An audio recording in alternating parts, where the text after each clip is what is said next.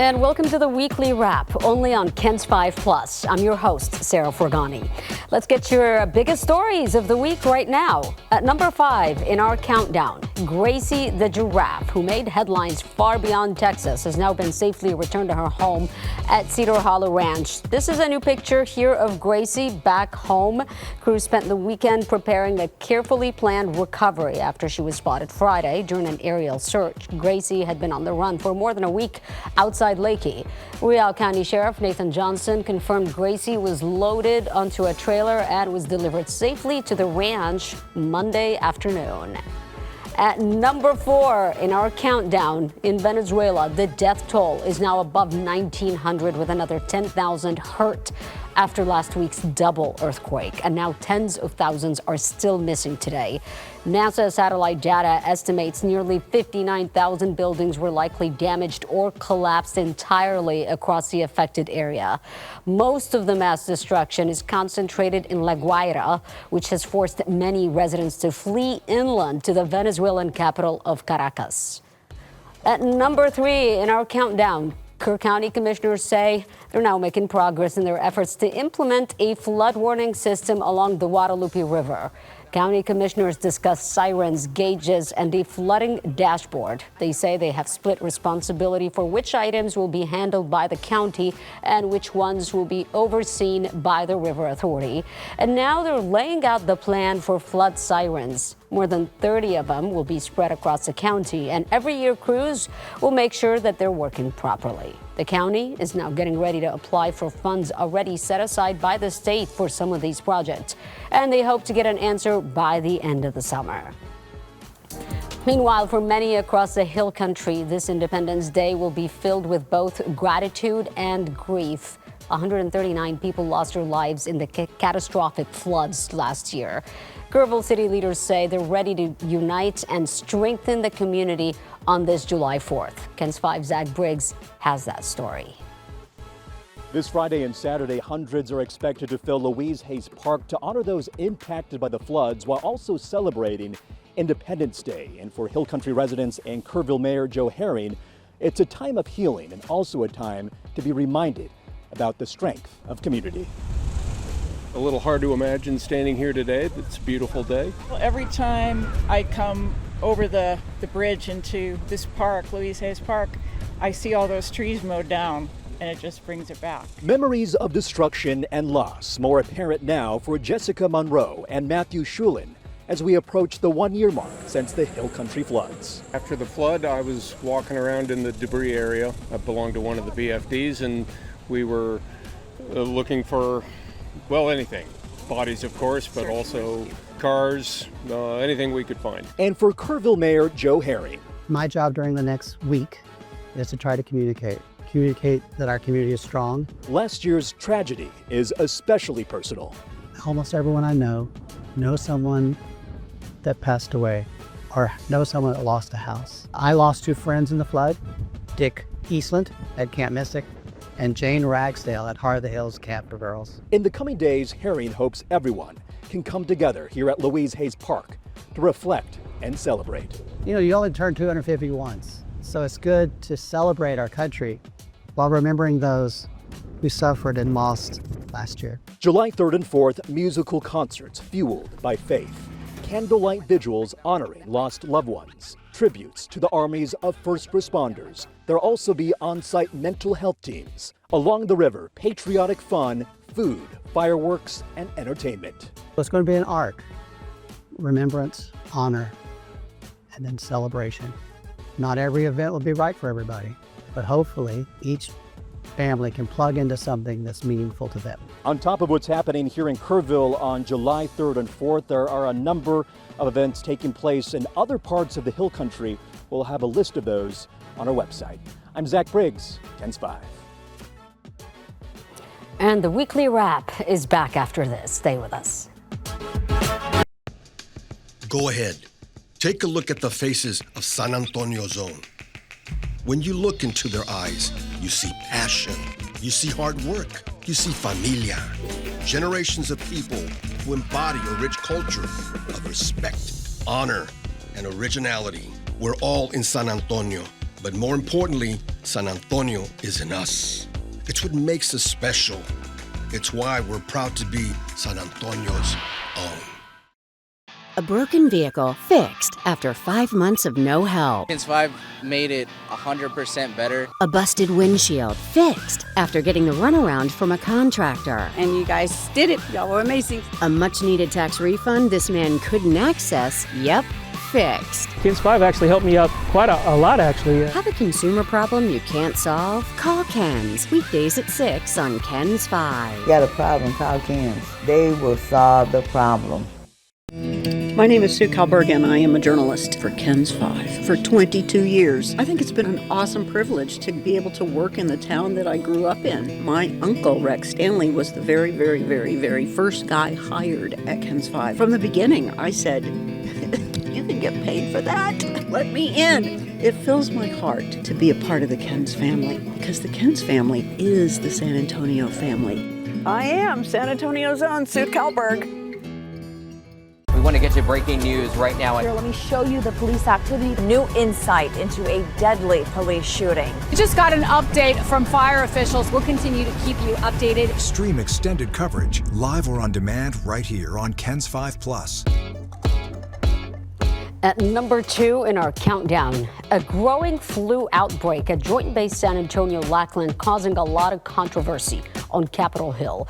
Congressman Joaquin Castro is now pushing to reinstate the military's flu vaccine mandate. He says that outbreak has sickened hundreds of trainees and is raising new questions about a recent death. There are now 284 confirmed flu cases and 4 hospitalizations. At Lackland Air Force Base, trainee Keon McDaniel from the 737th Training Support Squadron tragically died on June 16. I'm demanding an investigation into his death in connection to the flu outbreak. No official cause of death has been released. Lawmakers are now pushing an amendment that would make flu vaccinations mandatory again for all U.S. service members. Heavens 27 was sadly a term coined to represent the 25 Camp Mystic campers and 2 counselors who lost their lives in the Hill Country flood. One of Heaven's 27, 8-year-old Kellyanne Lytle, was local to San Antonio. For her family, it has been a year of missed hugs, holidays, birthdays, and everyday moments. But through their grief, the Lytle family has found a way to begin their healing journey. Audrey Castellano sat down with her father, Wade Lytle, to talk about their journey. Bows of blue, yard signs with Bible verses, the initials of Heaven's 27, and the hashtag Kindness for Kellyanne stand stacked together. Also in the Lytle family's front yard sits 4 chairs. A stark reminder, one of them will never be filled with the joy and wonder that was 8-year-old Kellyanne Lytle. You know, I always tell people she was her mother. She loved telling stories. She was the life of the party. A home and community filled with memories, some harder than others. The last hug I got was in that driveway, and she went off to camp with Mallory and her sister and her niece, and I never saw her again. The loss of Kellyanne brought a year of firsts the Lytle family never wanted, but have endured all the same. I kept telling myself, just make it a year. Make it a year, and then everything will be repetitive. We'll have experienced everything for the first time, whether it be birthdays or Father's Day or school graduations, first day. I mean, you name it, right? Everything's the first time doing it without Kellyanne, which is extremely difficult on all the families that lost loved ones. Over this last year, Wade Lytle has also learned a little about his daughter. One of the things that people kept coming up to us and talking to us about her, and many of them stories we hadn't heard before, it all just came back to kindness. She was that girl that if there was somebody new to the school, she'd go out of her way to have lunch with them, make them feel welcome. That word, kindness, the family developed into the Kindness for Kellyanne Legacy Fund, which has allowed them to give back to local nonprofits and causes who are spreading the same sort of kindness Kellyanne lived by. It's a testament to what a wonderful person she was, that there was this amount of outpouring of generosity of people that have entrusted us to do good in her name. Projects like giving back to the Magdalena House, dedicating her school's playground in her memory, and most recently, working to get an emotional therapy dog into the Alamo Heights Middle School. We're kind of coining it the Canines for Kindness, pairing a therapy dog with one of the counselors who will end up bringing the dog every single day to provide emotional support for the students, and just be hopefully a positive ray of sunshine for a bunch of little kiddos that have this fun dog now that they get to see anytime they might be having a rough day. Putting that kindness back into the world has helped the Lytle family carry on Kellyanne's memory while finding solace in the community that's built up around them after this tragedy. I know for me and for Mallory and our family, we're unbelievably thankful of the people that have chosen to walk this path with us. I know it's not easy to be around us. I know it's hard for people, but there's people that have intentionally made a decision to anchor into our lives and pour into us to help us get through this, and we are phenomenally grateful for that. And while the anniversary of Kellyanne's death will never be easy, there will be a hole in our heart forever. The best we can hope is to build up some scar around it that can help us get through, because you can't replace the loss of a child. Wade hopes her story and his family's will to carry on and spread kindness will help others dealing with their own heartbreak. That's all that we want from all of this, is to try to make the world a better place, to honor our girls, to honor their lives. Audrey Castoreno, KENS 5. Oh, a beautiful way to keep her memory alive, and our thoughts and prayers go out to all the impacted families. The weekly wrap will be back after this. Go ahead. Take a look at the faces of San Antonio Zone. When you look into their eyes, you see passion, you see hard work, you see familia. Generations of people who embody a rich culture of respect, honor, and originality. We're all in San Antonio, but more importantly, San Antonio is in us. It's what makes us special. It's why we're proud to be San Antonio's own. Talked to this police officer, and she told me to call KENS 5. Every week, KENS 5 is looking out for San Antonio's own. The next day after you left, they sent a professional AC guy, and my AC's working now. If you've been wronged by someone, It was shocking. Clearly something went wrong. or a business, I couldn't believe it was happening. just call KENS. Weekdays at 6, only on KENS 5. I got my vehicle back. I'm rolling again. So call KENS 5 to help you if you need help too. Born and raised on the northwest side of San Antonio, Texas. Generations of my family have been from this part of Texas. I have Fiesta roots, I have Spurs roots, I have Texas Fighter roots. Played basketball at Clark. Basketball was a huge part of my life for 16 years. My comfort dish, a plate of chilaquiles with salsa verde. I grew up watching KENS 5. I am who I am because of this beautiful city. I hope that they can find a sense of pride knowing that their creation is helping deliver them the most important news of the day. I'm Alicia Nieves, and I'm proud to be from this beautiful city. If you want a meal that will make you say, So good! That is fantastic. catch Neighborhood Eats, where we find the best local restaurants. Streaming now on KENS 5 Plus. Welcome back. So a trip to the doctor can sometimes mean weighing the inconvenience of time constraints and cost. But as KENS 5's Jeremy Baker reports, the rise of urgent care clinics aims to get more people medical help at times when they need it the most. Urgent care clinics act as a bridge between primary care physicians and emergency rooms and can typically be a cost-effective route to take when you feel sick and your primary doctor isn't available. It's a specialty that's been around for several decades, and so it has really become part of the patient journey and continuum. But in some cases, it's really the only opportunity for the patient journey in healthcare. If you've never considered urgent care when you need to see a physician, think of it like Amazon or Uber. It's available whenever you need it at a time when there's a shortage of primary care doctors. You really don't have to have that established relationship. And then when you consider the primary care access and primary care deficit considerations, certainly urgent care is that open front door that's always available.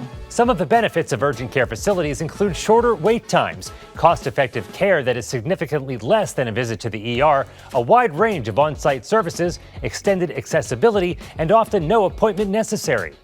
Many clinics also offer comprehensive diagnostics like lab work, blood draws, and X-ray imaging.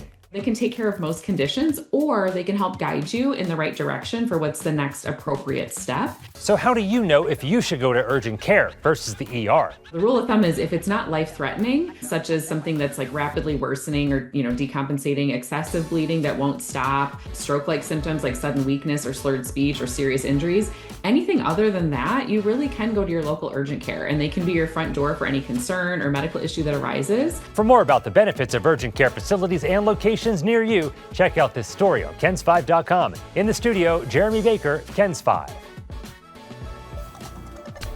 At number 1 in our countdown, the Supreme Court has rejected the Trump administration's efforts to end birthright citizenship. In a 6-3 decision, the justices reaffirmed that anyone born in the United States is a citizen at birth, even if their parents are in the country illegally or temporarily. President Trump had argued the 14th Amendment was meant to guarantee citizenship for formerly enslaved people and their descendants after the Civil War, and not the roughly 250,000 babies born each year to parents without permanent legal status. But Chief Justice John Roberts, writing for the majority, said the Constitution makes those children citizens at birth. Thanks for joining us for this week's episode of the Weekly Wrap on KENS 5 Plus. I'm Sarah Forgani. We'll see you next week.